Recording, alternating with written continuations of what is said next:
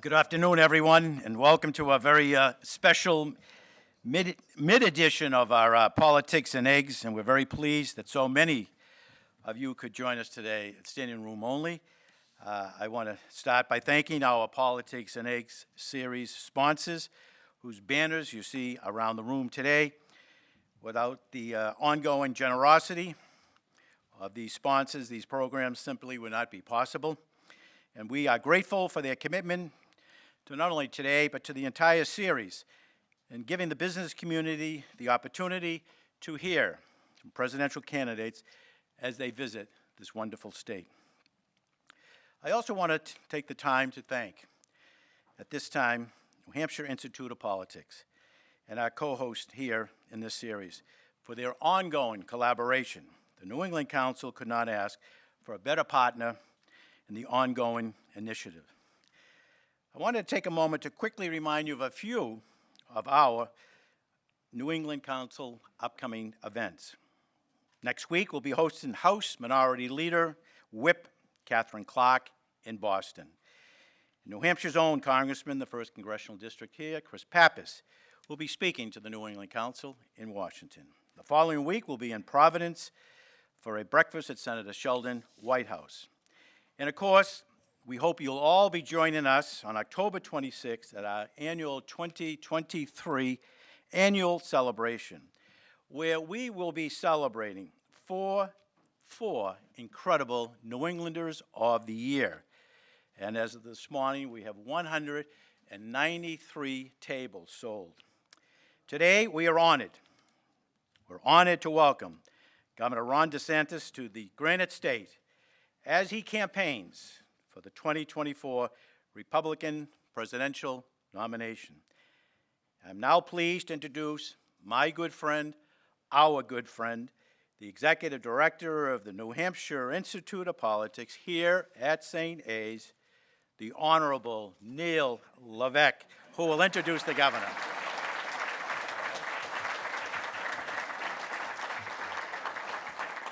I was going to say good morning, but obviously we're in the afternoon. A little creme brulee, a little bit different for Politics and Eggs. Boy, what a great day this is to have our speaker here today.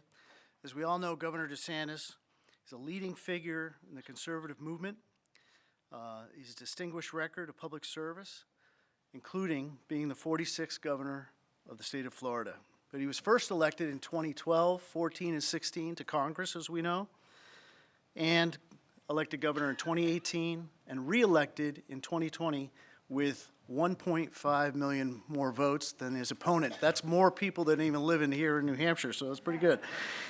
During his tenure, he's focused on economic growth, job creation, education reform, and in his education, he's an attorney, and with that, he served, of course, in the United States Navy as a JAG officer. So without further ado, I want to welcome the Governor of Florida, Ron DeSantis. Thank you. Well, thanks so much. Appreciate the introduction. Thank you all for being here. It's great to be back in New England. You know, I'm a native Floridian, born and bred, but I did spend 7 years of my life in New England for education. And I say that I'm one of the very few people in this country who can say that I made it through both Harvard and Yale and came out more conservative than when I went in. It's not easy to do when you're talking about that. We also have at home, my wife, we've got a 6, 5, and 3-year-old kids.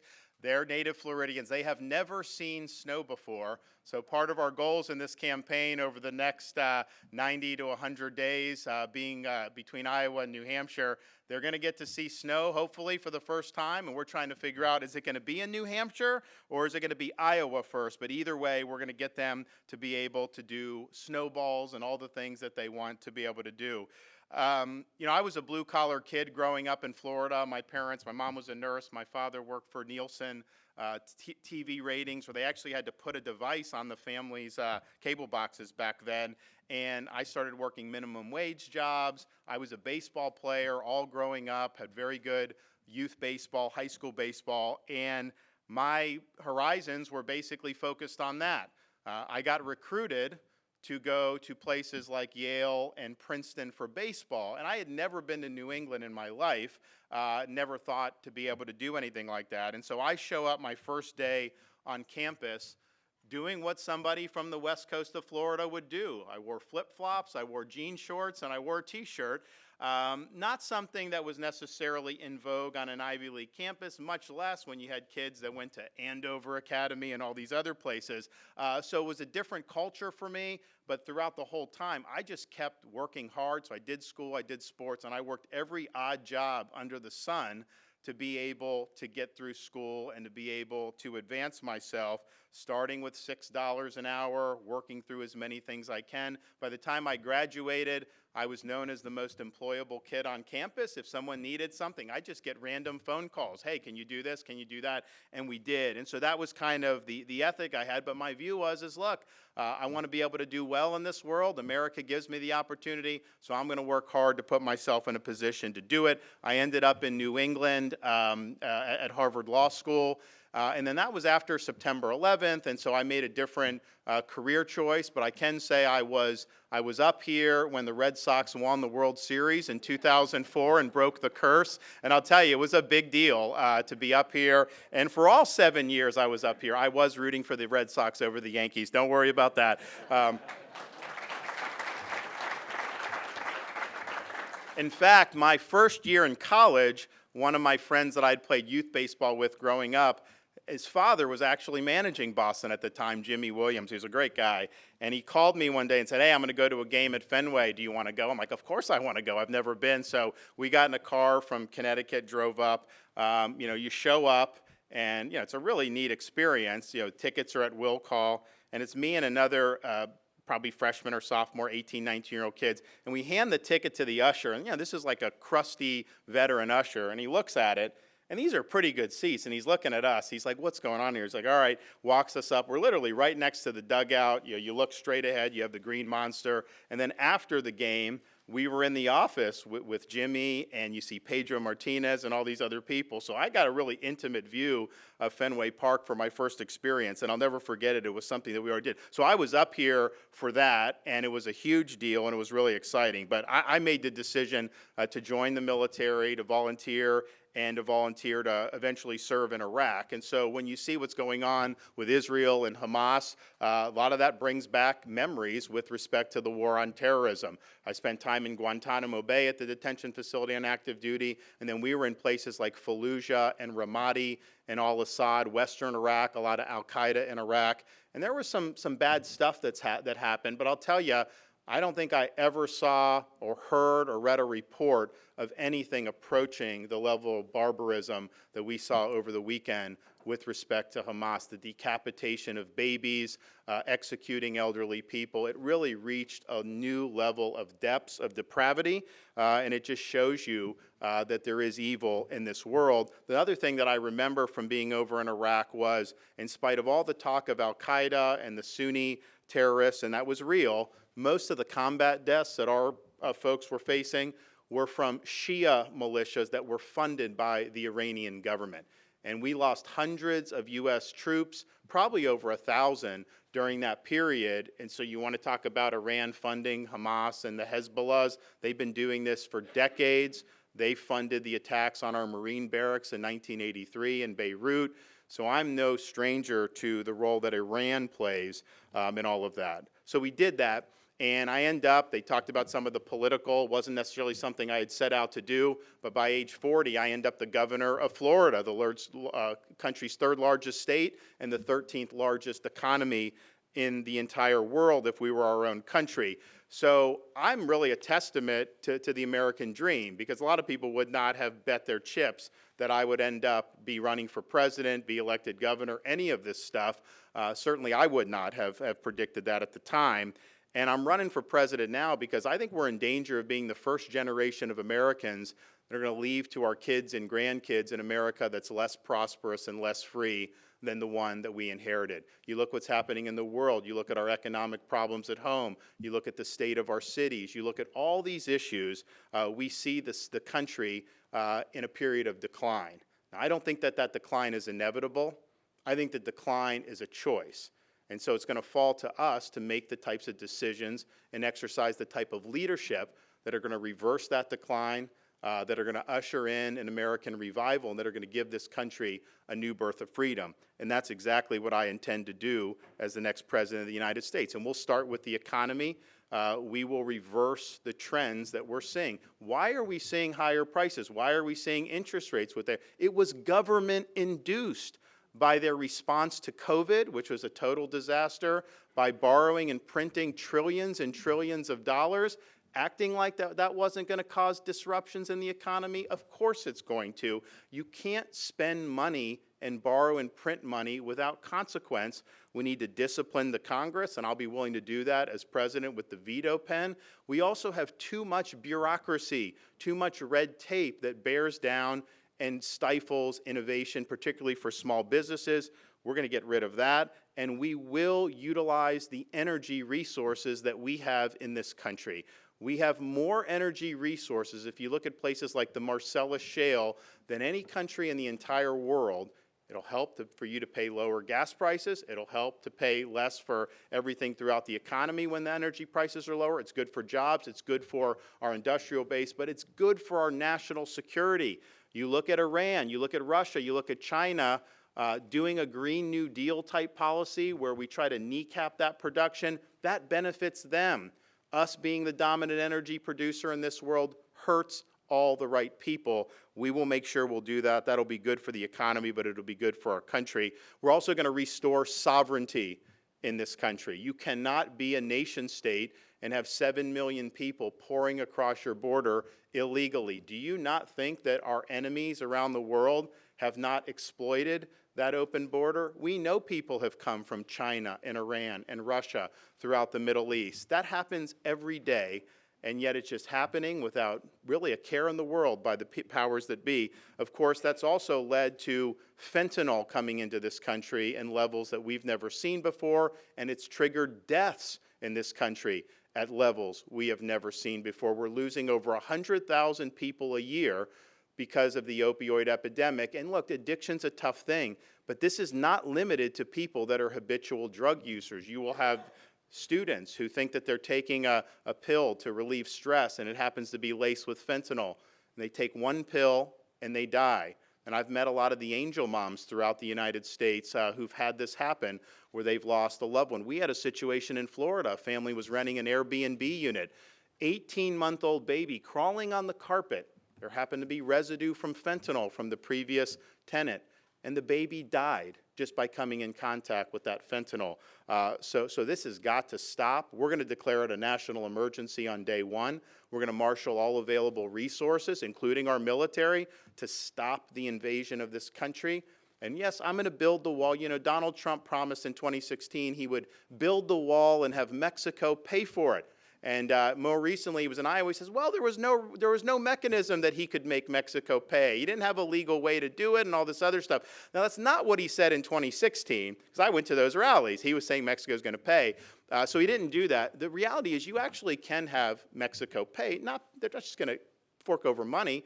You can impose fees on the remittances that foreign nationals send back to Mexico who work in the United States or in Central America. You'd raise billions and billions of dollars. I'd rather they pay for it than have it be paid by the general taxpayer. So we're going to do that. We'll get the job done. But more important than that, we're going to treat the Mexican drug cartels like foreign terrorist organizations.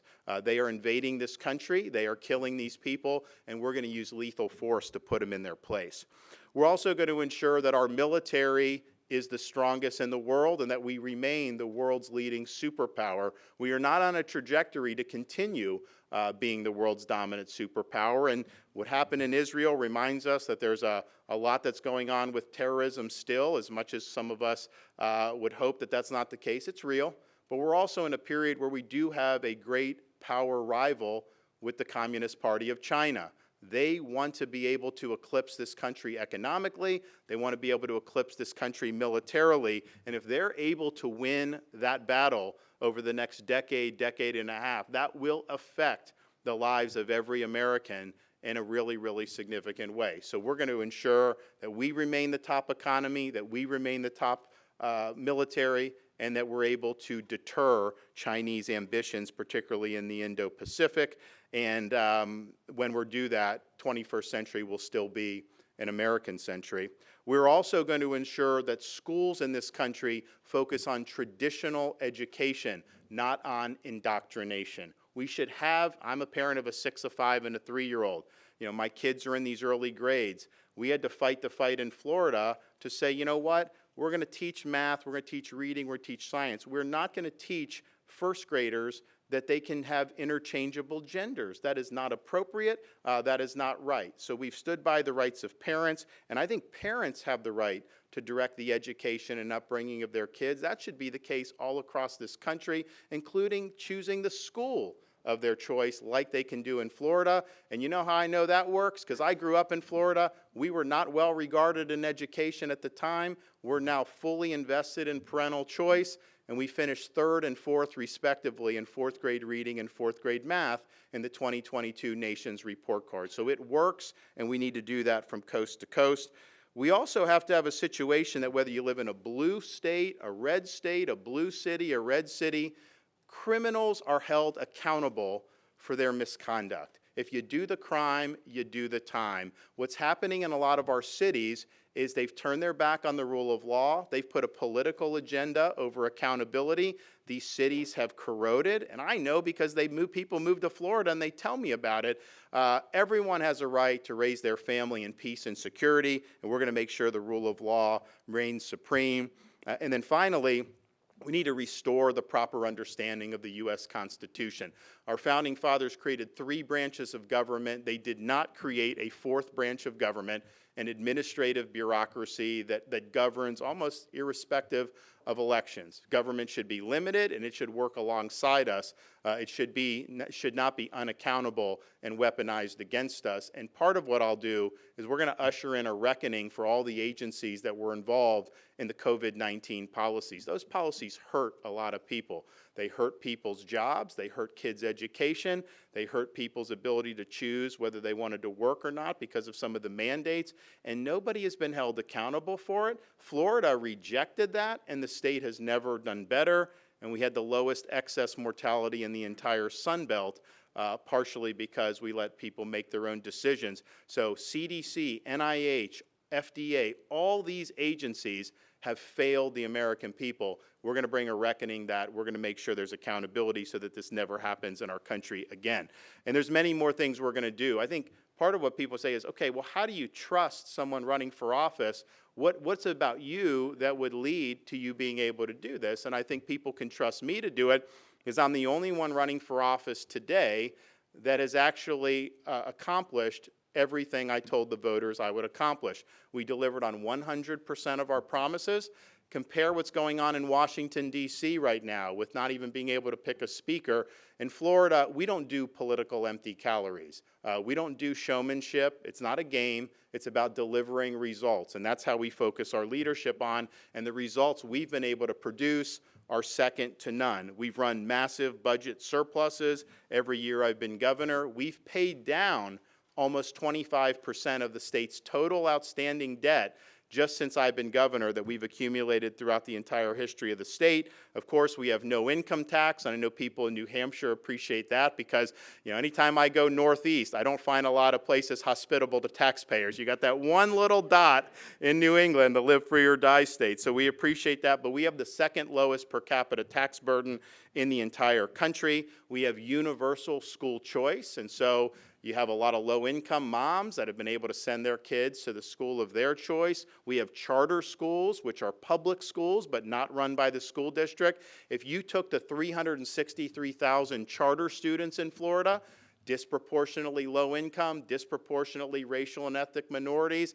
if they were their own state, those 363,000 students would rank one of the top 5 performing states in the entire country. So we've delivered results on education, but we've also understood that a 4-year brick and ivy university, as much as we like some of the universities, that's not the only way you can be successful. We've created workforce education as a centerpiece of our strategy to give people more opportunities and to help our economy, because we need this skilled labor, and we're proud of doing that. We've cracked down on illegal immigration by doing things like banning sanctuary cities.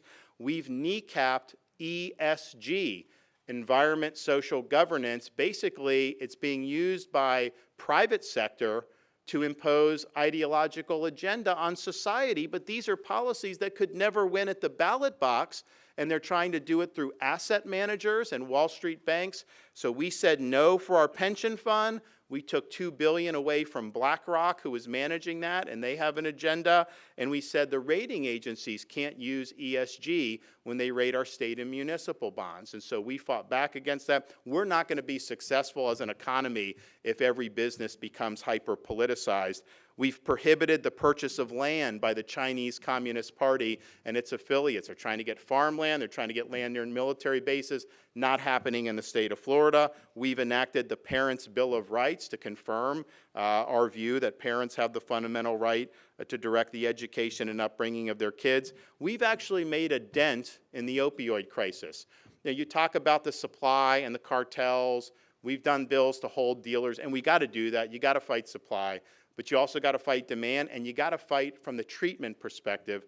So Florida enacted a coordinated opioid recovery network, probably in about 27 counties now we have. And what it is someone goes into the hospital, they overdose. If you put them just right back on the street to their own volition, they are likely going to relapse and eventually will likely have a fatal overdose. That's pretty much what happens. So when you have an intervention, you provide support, you link them with the appropriate treatment. We have less than a 10% relapse rate of the people that have been involved in that. And year over year, I think we're the only state in the country that actually had a decline in overdose deaths outright. And that's not happening anywhere in the country. So we've taken on that issue and done very well with it. And then, of course, we had to make a decision when COVID hit. And while so many states were throwing the rights of their citizens out the window, we had to make a decision. Are we going to let our state descend into some type of Faucian dystopia where people's livelihoods were destroyed and their freedoms were curtailed? Or were we going to empower people with information so they could make the best decisions for themselves? Are we going to make sure our kids get an education? Are we going to make sure that we save these businesses? And we had to make decisions which were not popular at the time, certainly with the media, not popular with the bureaucracy, not popular with the other party, and even within my own party weren't necessarily popular. But a leader has got to put the interests of the people he represents over protecting his own political hide. I didn't know what was going to happen to me. A lot of people told me you weren't going to be long for this world because you were cutting against the grain so much, but I was willing to let the chips fall where they may. And you know what? We were right on having kids in school. We were right on making sure businesses could succeed and thrive. We were right on not imposing mandates for things like COVID shots on people. And you know how I know we're right? Because Florida currently ranks #1 for economy by CNBC, #1 for education by U.S. News and World Report. We're the #1 state in America for new business formations. We've led the nation in net in-migration. Every year since I've been governor. Anytime Massachusetts raised the tax, I get more Florida residents. Chicago does something dumb, I get more Florida residents. You can set your clock to it. Our crime rate is at a 50-year low, even as crime has spiraled out of control in so many other areas around the country, and we're #1 for growth amongst all large states. So we promised we would do things. We've delivered results for the people that we represent. And at the end of the day, we can sit here and talk about all this stuff, the posturing to this. All that matters is whether you're producing results. So 2024 is make or break. Republicans need to stop making excuses. We're not going to get a mulligan on the 2024 election. We're either going to get the job done, we're going to be able to chart a better path for this country, or we're going to continue to dig ourselves deeper and deeper into a hole. As the nominee of the Republican Party, I'll get the job done for the voters. As a leader, I'll be someone that you can be proud of. And as your president, I promise I will not let you down. Thank you all for having me. God bless you. Questions? Pretty good, huh? Yeah, well, very good. Okay, we have a few minutes, and some people have been kind enough to give me a couple of questions to ask our very special guest here today. You mentioned about Israel and what we've all witnessed over the weekend. the horrific murders of children, women, adults, and elderly, disabled, and slitting the throats of children. What do you think the administration should be doing more that you would do as president? Well, first, I think it's just important to be honest about what we're dealing with here. I mean, Israel, from the late 1940s, has been under siege. They agreed to a partition plan. The Arabs rejected it and went to war. Israel won their independence. Then they were going to face an invasion in 1967. They preempted that in the Six-Day War and won. Then they were invaded on Yom Kippur in 1973. They won. Then they faced a series of intifadas, waves of terrorist attacks for many decades. And the root of the conflict is that Palestinian Arabs, they're not seeking their own state. They're seeking the annihilation and eradication of the Jewish state. That is what Hamas has pledged to do. That is even what Fatah has pledged to do. So Israel's in that situation where it's not like they just have a political dispute. They have people in their neighborhood who do not believe they should exist, who would push all Jews into the sea if they could do it. So they have every right to defend themselves. I think the administration has said that, but the question is, are you going to have the staying power? Because people are already blaming Israel for this. What's happening on these college campuses is really, really disturbing. When you have Harvard students signing some of these letters right after the news of Hamas's butchering of these innocent people comes out, and you're going to sign your John Hancock on that letter at that time.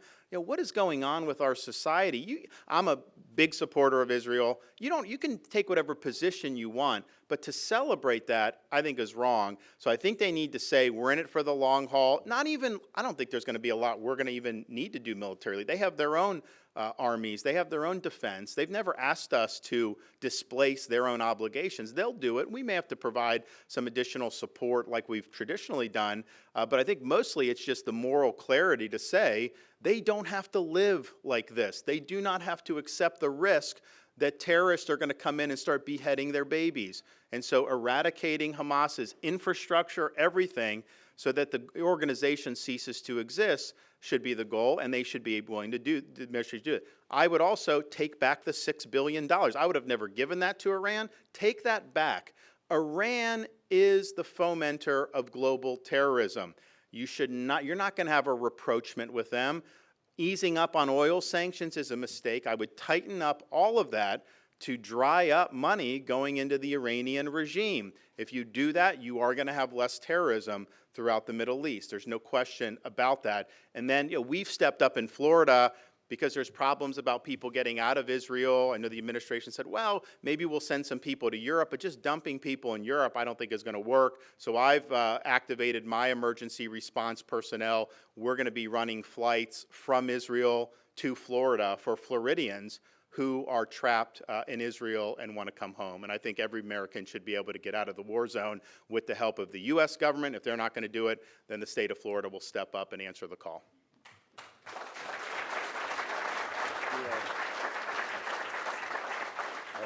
Former President Trump had a different point of view. He criticized the Prime Minister being weak. He also mentioned a terrorist group as being very smart. My question really is temperament. How important is temperament when we look at a candidate for President of the United States? Well, I think as a leader, you're in a situation, as governor it's been true, president even more so, the buck stops with you. You're going to have to make decisions that are significant. What are you bringing to bear in terms of those decisions? What's your foundation? How are you seeing these issues? And I think having a temperament that is agreeable is something that's very helpful. You don't want to be in a situation where you're making decisions because somebody personally slighted you and you're mad at that. No, the decisions are not about things people have done to you. Decisions are about how it's going to impact the people that you represent. So with respect to Bibi Netanyahu, Donald Trump is still mad that Bibi congratulated Biden with a tweet in November of 2020. And he's like, I'm never going to talk to him again, all this other stuff. So why bring that up when their nation is now at war and facing the worst attack that they've ever faced to try to have that dispute aired publicly. That is not how you treat an ally. It's not how I would treat an ally, but I think more importantly, broader for issues coming forward, I appointed people in Florida who were against me in the primary when I was running for governor in 2018, said he's not this, he's not that. That's kind of political season, but then I got to make a decision. If this is somebody that can do a job and do it well for the people of Florida, am I going to just let my personal trump what's right for the people? No, I'm not going to do that. You've got to be bigger than a lot of this. You've got to look higher. A leader can't get dragged into the muck on all the stuff that happens in our society. You got to know there's true north out there. How do you get to true north? What are you trying to accomplish? All this other stuff, the drama, all the stuff, the circus atmosphere that politics has developed into, none of that is helpful for actually accomplishing what you need to do. So rise above that, make clear-eyed decisions, and I do think that that's rooted. I mean, some people have temperament to do that. I think I'm somebody that does. I understand what happens in this business. I can predict what people are going to say before I even do certain things. It's just hardwired. That's just what it is. I chalk it all up to that's just politics. I don't let it get to me personally. I don't mind the attacks as much as I get them.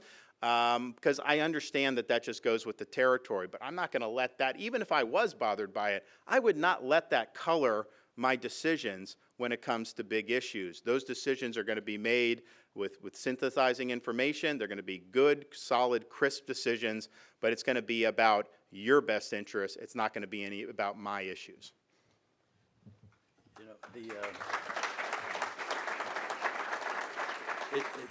It's off the front pages today, but the murders continue and people are losing their lives every day in Ukraine. Initially, I think you were criticized by some Republicans in the position early on, and I was just wondering if you could give us an update on how you assessed the Ukraine situation and our role and our involvement there. Yeah. I mean, look, I think what I've said is proven out to be correct in the sense that Russia is not going to be able to dislodge the Ukrainian government. They're not going to be able to have a Belarus-style puppet state. So in that sense, that's a Ukrainian victory and a Russian loss. At the same time, the idea that us paying salaries for bureaucrats in Ukraine is going to lead to Russia doing a World War II type surrender, that is not what's going to end up happening. And so they've now have a policy that's rudderless. There's no clear conception of how this is brought in for a landing. There has been a lot of money put in, but I think even more importantly that it's the lack of concrete objective that they've still not been able to articulate. Look, there's some Republicans that are saying go into Moscow, do all these things. I think trying to create a wider war here would be a huge mistake. We're $33 trillion in debt. Honestly, we're going to send American troops to be involved to adjudicate the Donbass? No. So the big failure of American foreign policy since the end of the Cold War is our engagements have not had crisp resolutions. I know it's not always easy, but you have to know what you're achieving, and then you have to say, here's what's going to take to actually achieve that. And what I see going on is I see a policy that's directionless. I think they're already saying this is going to go on for another 4 or 5 years. A lot of people have died. 4 or 5 years later, are the facts on the ground going to look a lot different than they are now? And so if they're not, we've got to find a way to have a resolution that benefits U.S. interests, that's not going to reward Russia for their aggressive conduct, but is going to recognize that a sustainable peace is in our interest. What I would do, I would put pressure on Russia through energy and through some of these other means that the administration has not been willing to do. Energy fuels Russia's war machine. They don't have much else going in terms of their economy other than that. And so if that's something that you're really concerned about, whether it's Europe or the United States, we've got to come together. Europe should not have to worry about Russia for energy. We should be able to provide energy. We have enough natural gas to supply the entire world if we did it and we exported it. So that's the way you put pressure on them to do, but their policy is not delivering what the rhetoric suggests. And the question is are they going to be able to articulate a clearer mission here? So the administration and the Democratic Congress wants to spend more money for Ukraine. They believe they need the money now more than ever. The House that's in the hands of the Republicans have indicated, almost 100 members saying, we will not give any more money to Ukraine. Would you support that initiative? So I think what a lot of the Republicans are saying is, we need a clear strategy before we're going to deploy any additional resources. And I think that that's totally reasonable to request that and to say, what will those resources do going forward? I said from the very beginning on this, we can't just be writing blank checks. Writing blank checks is not something that's going to end up working, and we've seen how a lot of that money has been spent. So define the mission, and I think that's where the Republicans, most of these Republicans, are now landing with respect to this conflict. As a former member of Congress, seeing how they're dysfunctional right now, where they don't have a leader, how does that affect your campaign? Well, look, I think the contrast between what's going on in Washington, where it's high on political theater and low on results, is almost the complete opposite of what we've done in Florida, where we kind of speak softly but carry a big stick. We deliver big results. We don't do political empty calories. We're not out there doing things for fanfare. We're not trying to create any palace intrigue. We know there's certain things we have to do, and so we just deliver on that. That's what they need to be worried about in Washington. And so you have battles over leadership. It's happened before. The question is, if that's what's going to happen, what's the end goal? What's the result of that? How are we better off as a result of going through this? And what I see is, I see a bunch of people with like chickens with their head cut off. I don't see any direction here. I don't see any plan to be able to make the country better. And so if it's just about you creating a ruckus or you being able to get yourself in the limelight, that's not an appropriate reason to be doing some of this stuff. In Florida, I don't have any time for the entertainment part of governance. I don't have time for any of that. All I have time to do is to be able to focus on, what do I have to get done? What did I promise to do? How do I bring that in for a landing? And that goes a lot of different things, legislatively, executive. We're coming kind of, hurricane. We had one hurricane earlier. We're always on guard in hurricane season for that. Ready to go if we have a storm. Ready to go if we have other contingencies that happen. And Washington, I think, is just the opposite of that. And it's not going to bode well for the party going forward if they don't get their act together. I mean, I think ultimately the most important thing for who controls the House and Senate will be who's the presidential nominee.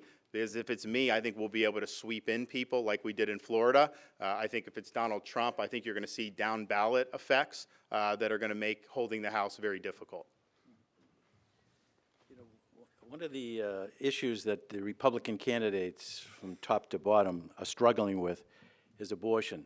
And with the repeal of the Roe versus Wade, you have signed a law into your state, a 6-week ban. There are candidates that are talking 15-week ban, 12, 20, 25. Do you think there'll be any consensus with you and your colleagues on how to come up with a proposal? Well, look, I think that, this is something that I've said this is more of a bottom-up issue, because I think that what flies in Iowa and Texas is not going to be the same as New England. You just have disagreements on the issue. That's just the reality. So people are saying, well, what are you going to do federally, all this other stuff? First of all, you have to have societal agreement to even be in that conversation, and I think you have a lot of disagreement. State of Florida, we have the heartbeat protections with all the exceptions that people have asked for over the years, and that's just based on science, on when you can detect the heartbeat, that it's a distinctive individual. Other states in the Southeast have done even more. And then, of course, you have California, New York, and probably Massachusetts, more liberal on it. But I think it's likely going to work its way that way. I think to have a societal consensus, in the absence of a societal consensus, the idea that the Republicans are going to quote solve the issue federally.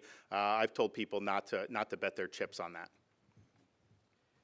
And you mentioned in your opening remarks that you would go after the drug cartel in Mexico.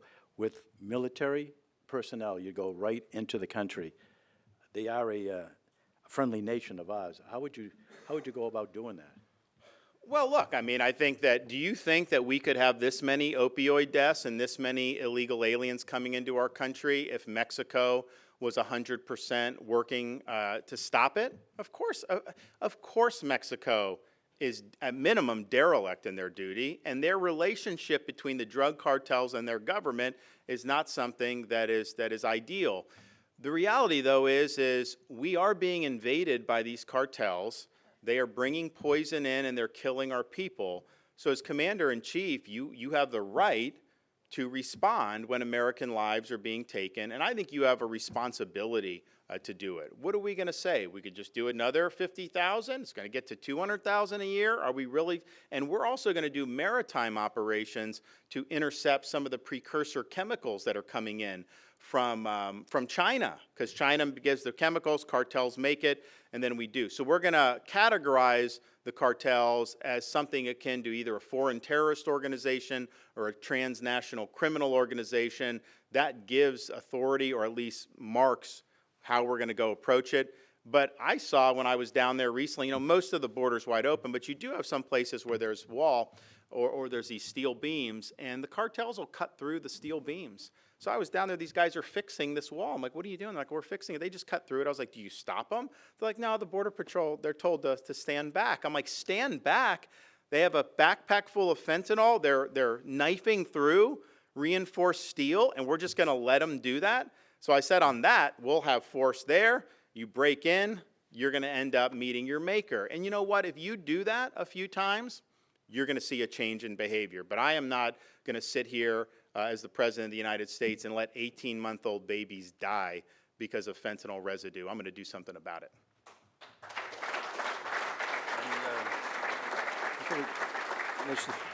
Just a final question. One of your opponents, the former president, says the 2020 election was stolen from him. Do you agree? Well, I've said many times, I said, if that is true, he was the sitting president of the United States, and let that happen to him.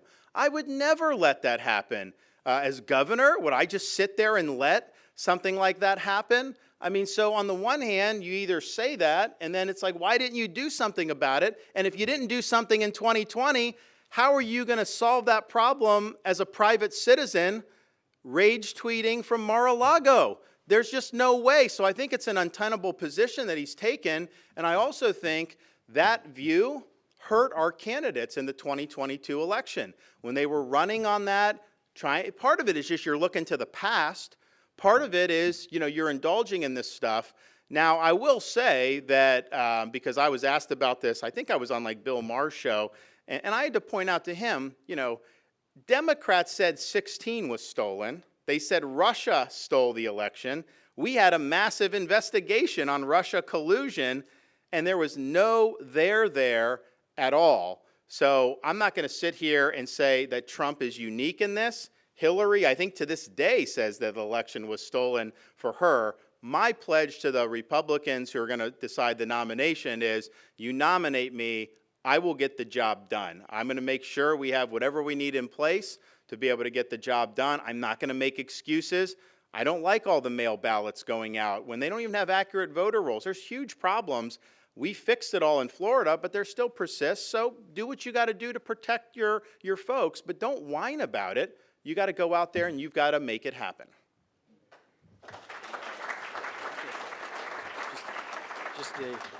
Just a softball question.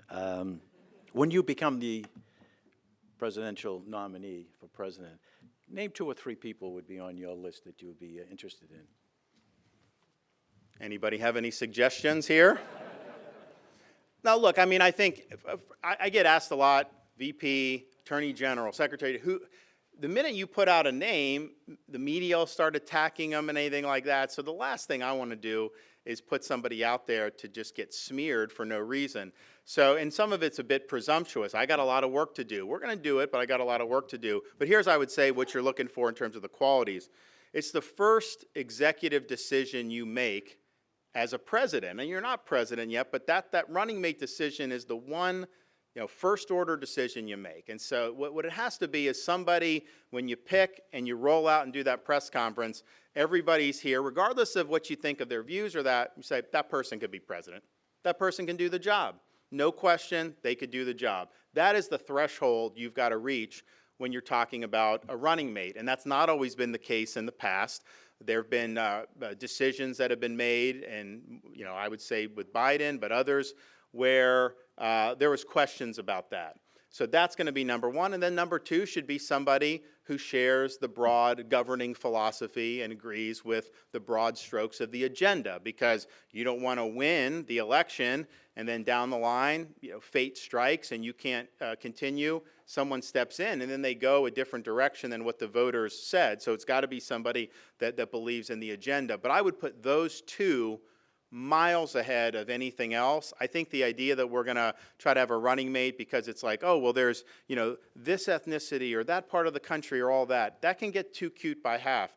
Get the big decision right. This is somebody that could walk into the Oval Office, do the job, and this is somebody that is going to bring a set of values and convictions with them that are going to be reflective of what the voters hopefully will ratify in November of 2024. We have time for a couple of questions. I know Karen from AARP has a question for the governor. Going to wait for the mic. Thank you. Thank you for taking my question, Governor, and welcome to our beautiful state, and thank you for being here. My question has to do with the caregivers of this nation. We have currently 48 million Americans who are serving as caregivers to their loved ones, and they are unpaid, and they are saving us $600 billion annually. And so my question to you is, if you're elected president, what would you do to help ameliorate the lives of these caregivers and give them back some freedom, because they don't have any right now in the sense that they are juggling their responsibilities to family, to themselves, and to the person for whom they're caring for? Thank you for the question, and that's something that we deal with in Florida quite a bit, given our population. I mean, I think a couple things. One, inflation is putting more pressure on all these things, but according to that, I mean, like, how are you going to be able to make ends meet when prices are going up the way they've done? And when they say inflation was 9% last year, 4%, understand some things it's gone up 50 or 100%. It's particularly when you need medical help. So I think that is going to be a big, big relief across the board. I think it will help there. The other thing we're going to do is model something like what we've done in Florida for different types of social services. If someone goes into Florida now for what means tested welfare benefits, my wife actually led the charge. We've created a program called Hope Florida. We have what's called the Care Portal. When the person comes in, a lot of times these are single mothers who are struggling. Instead of just giving them a check and sending them off, they get put into the portal, and the portal is populated with people that have plugged in charities, churches, businesses, other volunteers. It goes out. Somebody may need temporary housing.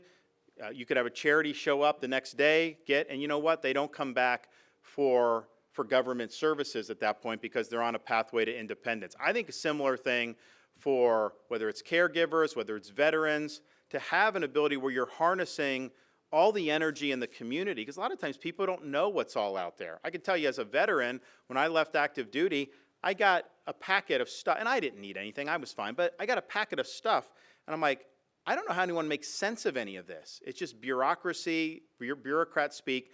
So we're going to have a situation, you go in as a veteran, all the veterans groups can plug in. Mental health, you need all this stuff right there. And so that's a model that we're going to use. Government as a facilitator to help alleviate problems in society. We're not going to get where we need to go through bureaucracy. We know there's limits of bureaucracy. We know bureaucracy creates problems. But if the role of government is to create a place where then all these other great portions of our society can be involved, you're going to see really, really good stuff. We've shown that in Florida, so we've taken that model. We have it for means-tested welfare. We've moved it to Elder Affairs. We have a Department of Elder Affairs, and we're moving it to the Department of Veterans Affairs as well. And I can tell you this, with veterans, it will save lives, because these guys, when they get what they need, we do things for veterans with post-traumatic stress, like the service dogs. These service dogs get paired with the veterans, and the suicide rate goes down tremendously. because they're trained to be able to assist the veterans. So there's all kinds of possibilities, but that's harnessing society and harnessing the energy and the spirit of our communities in ways that a government bureaucracy alone just simply can't do. Other questions for the, yes, sir, just identify, yes. Just wait for the mic and then identify yourself. If I can just, as he's waiting for the mic, if I could just put a pitch in for the, when you mentioned the homemaker, it's really the personal care attendants. We need more personal care attendants. They're poorly trained, there's no advancement, and the wages are inadequate. You address all three, we'll have more personal care attendants, people who are living longer, healthier, and they want to live independently. That's my pitch. Good afternoon, Governor. My name is Marcus Scott. I have a question. I have it written down here. China is deploying their technology around the world to dominate foreign policy and global economics. How would you treat American technology? Would you regulate them and break them up, or would you support and encourage them in global competition?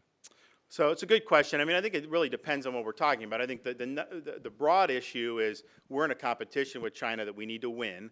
So, for example, we're going to be doing more research and development through our Defense Department so that we're getting ahead of them with the use of artificial intelligence as it applies to defense products and defense systems. I think that's really important that we win that. They're doing it clearly, so we got to get ahead of them on that. I think we also need to reshore a lot of key things that we've allowed to go over to China.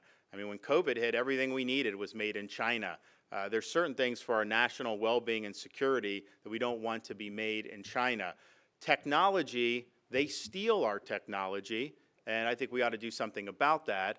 How you regulate, I think it just depends. I mean, for example, there's a case at the Supreme Court with Florida's case and Texas's case on free speech rights on social media platforms. We created a mechanism where individuals would have protections against being discriminated against on their viewpoint on platforms like Facebook and Twitter, and these are not. And the reason we did that is because these are companies that are advertising to the public that they're open platforms. They are not publishers, they're platforms. That's why they get liability protection from the federal government, but yet they seem to have their thumb on the scale where they disfavor one side of the political spectrum. So what we said is, you know, we're not going to regulate directly, but we're going to give you an ability to bring a consumer fraud suit because they're getting your data, they're monetizing it, they're doing that. But I think that means more speech, not less speech. We'll see what the U.S. Supreme Court has to say. Clearly, if they are publishers, they can publish whatever they want. You have no right to be on, you know, a newspaper or something like that. But if it's a platform and their advertising is being open, and then they're not applying their rules fairly, then I think that's, so they're going to resolve that.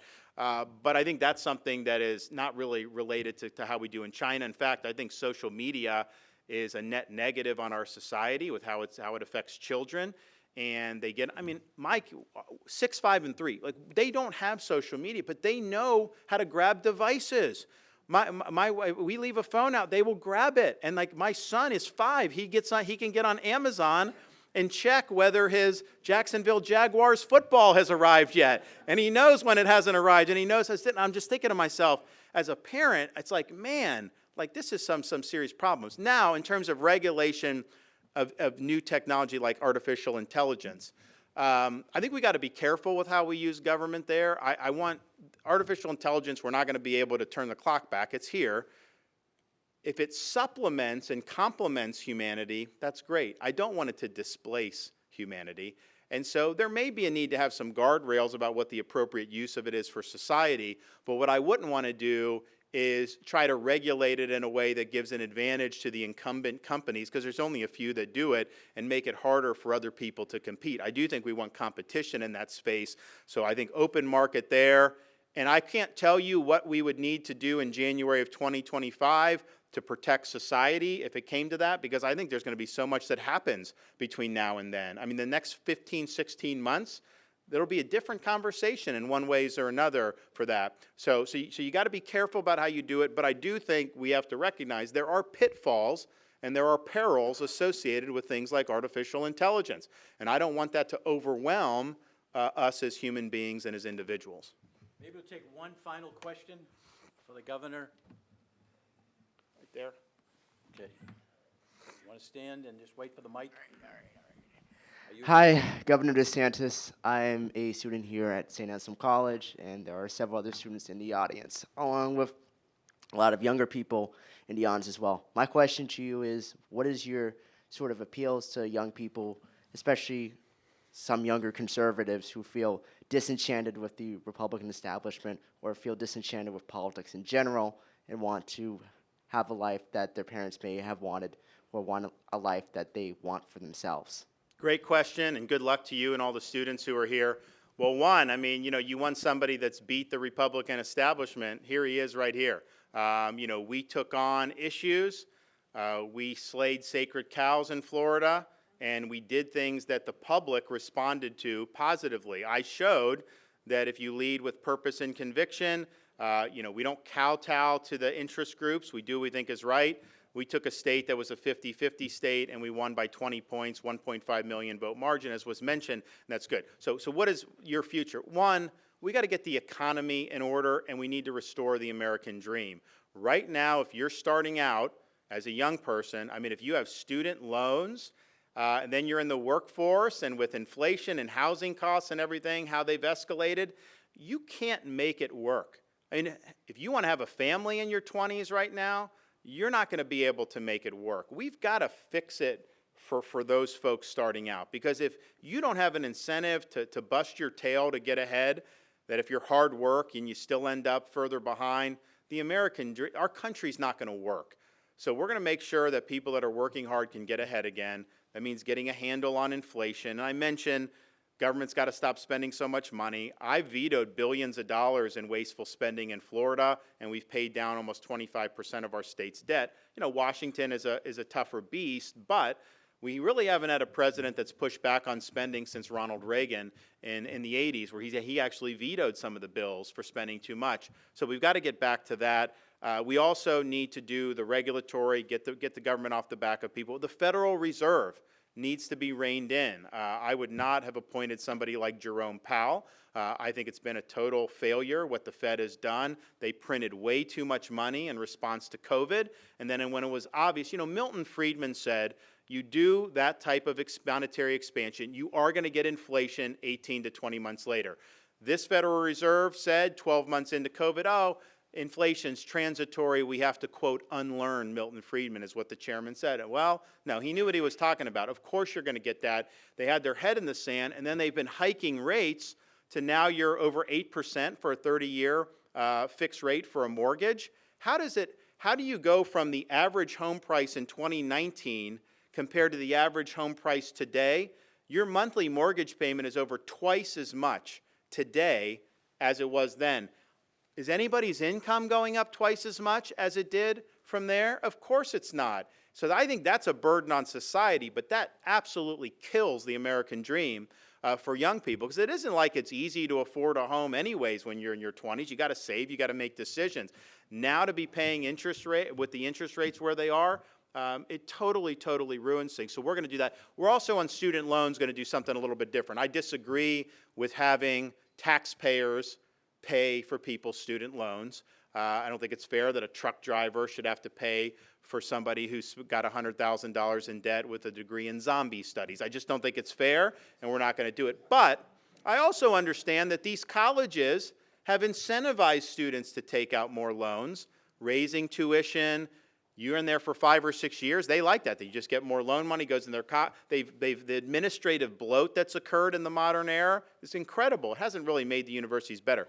So I think that there's that. So the responsibility, I would say, was have the loans be backed by the universities. So there's going to be an incentive to make sure they're putting you through a program where you're going to be able to be gainfully employed, and if you can't meet that, then ultimately they would do. Harvard's endowment, Harvard is basically a hedge fund with a university attached to it. They can afford all this stuff. I mean, give me a break. So we're going to do that. We're going to change. I think it's going to force changes in academia, because there's a lot of fluff that's happened, I think, in higher education, and we should really focus on things that are going to be beneficial for the students going forward. So we're going to look to do that. I do think that will help restrain the cost, because I think the cost signal will go down. We're also going to look into how can we incentivize states to do like Florida. I've not let our universities raise tuition since I've been governor. So if you're an in-state student in Florida, you can go for $6,400 a year, or even less, depending on the university. And so right now, University of Florida is ranked number 5 amongst public universities for U.S. News. Florida State is ranked in the top 15. Wall Street Journal just did a ranking of universities. Public and private, University of Florida was ranked 15th. They were the first public university, the only one in the top 15, according to Wall Street Journal. And you can quibble about, because I know there's other good ones, Virginia, whatever, but how many of them could you go for $6,400 a year in state? And if you qualify, you probably qualify for our Bright Futures Scholarship, which gives you either 100% of tuition or 75%, depending on where your board scores are. So you're basically graduating with no debt at all. And here's the thing, out-of-state tuition for our state universities is $16,000. That's less than in-state tuition at a lot of places around. So we've been very serious about saying to the colleges, like, look, we'll provide support, we'll provide funding, but we're not going to let you just raise tuition every time you need to. You need to make some cuts. You need to prune your own bureaucracy.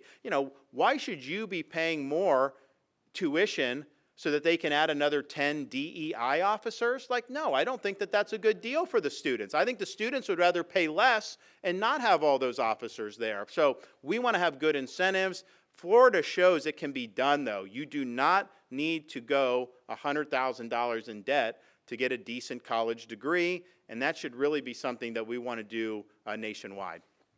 We want to thank you. Politics and eggs. Oh, Can good. I get a All picture right. of you? Yeah. Right here. I get a picture with you with a couple of the members. Yeah, come on. Come on up. Come on up. Eddie, let's go. All of a sudden, they don't want a picture. They've been calling me all day. I got pictures. All right. Yep. Quick. Come on, Kevin.